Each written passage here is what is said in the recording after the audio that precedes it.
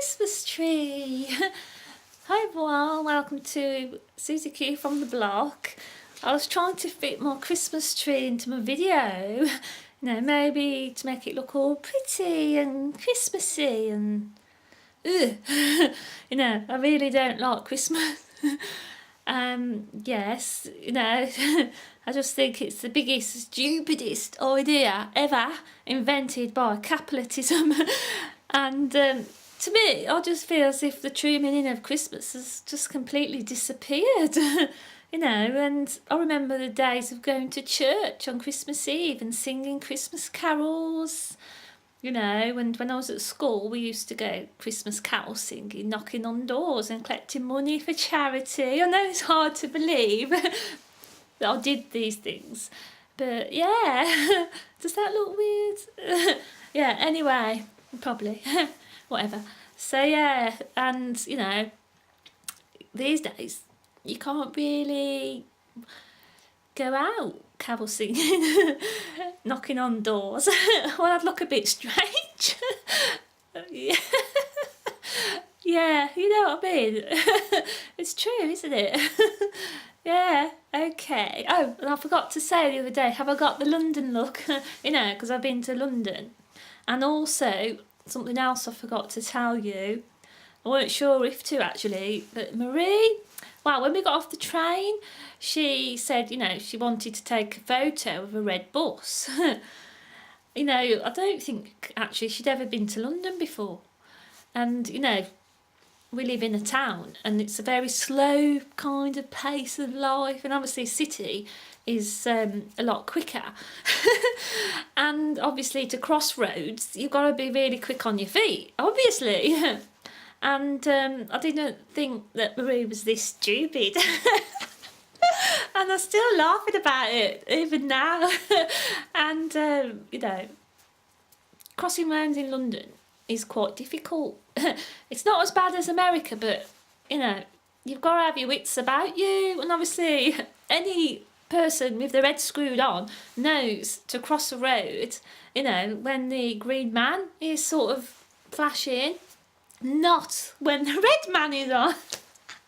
Anyway, so we're crossing this road, really busy road, and so I got to the other side and I looked round and I thought, well, where's Marie? And and also she was with her son, and they both disappeared. So I'm looking round and they're standing, I'm not joking, in the middle of a busy, probably one of the busiest roads in London. And there's a double-decker bus bipping its horn and this light's all flashing. Something wrong with the light bulb. And yes, so I don't know if I like sitting here. So yeah, so this double-decker bus was bibbing its horn at Marie. And she was standing there like a little scared rabbit, with her eyes wide open. She really thought she was going to die. I was like, oh my God, what do I do? And I stood there laughing. I know, I'm a really nice friend. Anyway, yeah, so she was trying to cross this road. She couldn't move because there was like taxis and loads of traffic, coming the opposite direction. This bus, was getting really frustrated, and I reckon everyone on that bus was absolutely in the pants laughing at her. She was just standing there. It was like something out of a movie. It was so funny. Yeah, so in the end, this kind of taxi stops on the other side and let her cross. Oh, I says to her, I wish I'd put my video camera on and I could have recorded that. Said I would have made £200 sending it to You've Been Framed. It was so funny. You had to be there. But, going to London, we had the most amazing time. And yeah, so I just wanted to mention that because I forgot to, well, as I said, I didn't know if to, but I think she wanted me to really, so there you go, Marie. Anyway, so what's today about? I have no idea. I don't ever plan these kind of videos. They're just whatever, as I said before, they're just real. I don't work from scripts or anything. It's just whatever's in my head at the time. And today I've actually been making a couple of videos, two complete opposites, Linda Perry, obviously, you know, all the dreadlocks and all the dark hair, and then going, you know, to Debbie Harry again. I know I do a lot of Blondie, but it was just a quick, you know, I just was in the mood. And I've got so many videos planned, and I'm actually working on the Rocky Horror Picture Show at the moment. And I love it. You know, I went to see the actual stage show in Birmingham about probably 30 years ago, getting on for that long, not quite, but near enough, you know. And to see it on stage is much better than the film. You know, the original film, obviously written by Richard O'Brien, is just one of the best movies ever. You know, the stage play, whatever, everything. It's just, I love it. It's amazing. So to try and recreate, told you the lights going weird. Ooh. Yeah, to try and recreate the Rocky Horror Picture Show. You know, as I said to you, it's really difficult to fit everything on the frame because I'm just got a basic camera making videos, as I said to you before, in my living room. I've said it a million times, you know. That's why I need to get onto TV so everyone can see me properly. You know, I'm very obscure.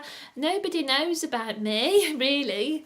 So as I need to get, you know, out there to the whole world. I know I keep speaking about it and everybody probably laughing the socks off, and that's what's funny, you know. Primarily I am an actress, so when I'm speaking like this I can make you believe anything.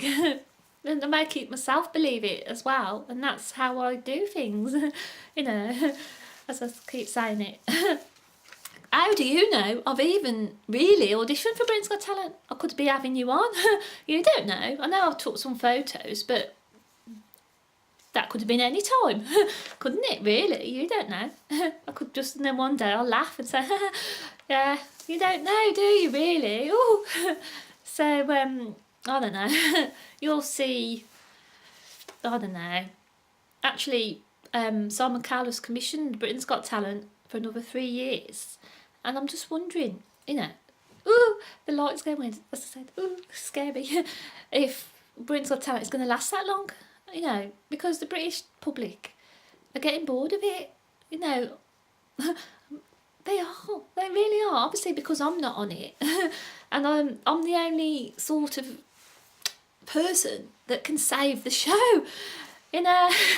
I know, as I says, I like to joke about these things, but I'm being honest, really, because it's the same old every year. You know, who won it last year? I know this year was that shadow thing, but who won it last year? Who was even on it last year? I have no idea. I don't even watch it. You know, I just, like everyone else, watch the funny auditions at the beginning, and then I get bored because they're all so boring. I'm sorry, but they are. A dancing dog.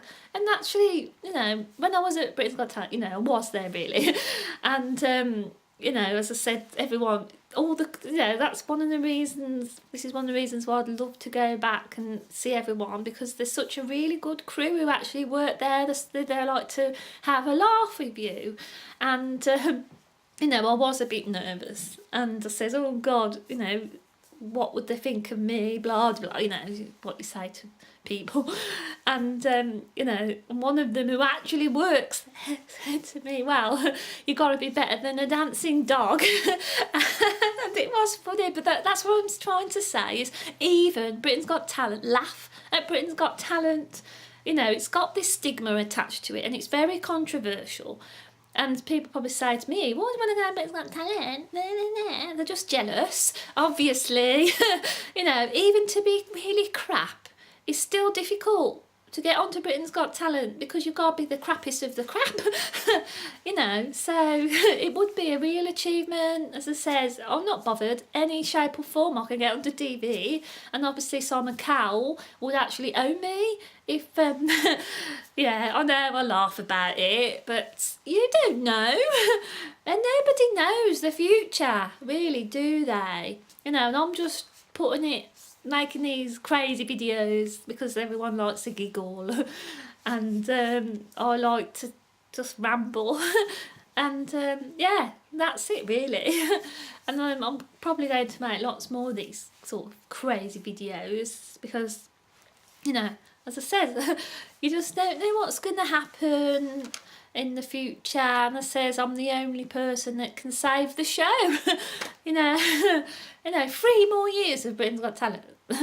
you know, and also I hope I've got time to sort of explain this to you about reality TV. Really, when you go, whoever goes onto these shows, does anyone really become a star and famous? Everybody knows I've got this thing about becoming famous. Well, I actually am already famous, but even more famous than I am already, yeah. You know what I mean? So, that's it with these reality TV shows. Does anybody really? Do we remember? I mean, one of the biggest shows, one of the greatest, I reckon, reality TV shows was Big Brother. And that's gone downhill. I don't even watch it anymore. Celebrity Big Brother, sometimes, depending who's on it, and obviously I'll be on it myself in the future. And that'll be, I'd love to go on Big Brother. But yeah. I just don't watch these programmes because I just don't know where they're digging up the people from to put on there. And these shows, whatever reality TV show it is, are only as good as the people who audition for them. Aren't they really? Or are scouted. That's one of the things I always wanted to be discovered. I never really wanted to audition for any show. I always wanted to be discovered. And then I just realised one day, after about 50 years, no, not that long, after so many years, that's not going to happen, because I'm just too obscure. So I had to put myself out there. Anyway, love that. So I'm saying about reality TV, can you name anybody? And there's just one person who, to me, was the best ever reality TV star, and I loved her from Big Brother and whatever else she went on to do. She was the most least pretentious person you could ever meet. She was really funny, she was down to earth, she said the most ridiculous statements ever, and unfortunately she came to a tragic end, and obviously I'm talking here about Jade Goody, and she was just definitely, she's probably one of my idols and my inspirations, and the one day, I speak about spooky stuff and everything. I was in this town and it wasn't where I live, and I was sitting in McDonald's, and it probably was round about the time Jade Goody was going, she might have died by then. I know something had happened, and me and my friend anyway was speaking about her. And I said, we're sitting in this town, not where I live. And my friend said, look out the window. And I said, what? And this is when we were talking about Jade. And there was a shop called Jade. I was like, oh my God. Things like that are so spooky. And it's as if Jade Goody is around. I don't know. And who knows? I could be the next Jade Goody. Well, hopefully don't get the same tragic end. But I don't know what's going to happen.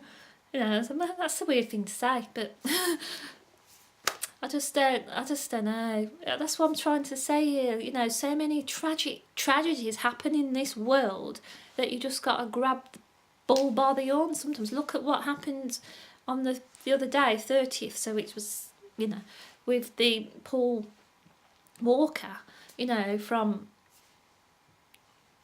Fast and Furious. Hate speaking about these kind of things, but how ironic though to be killed in a car accident, But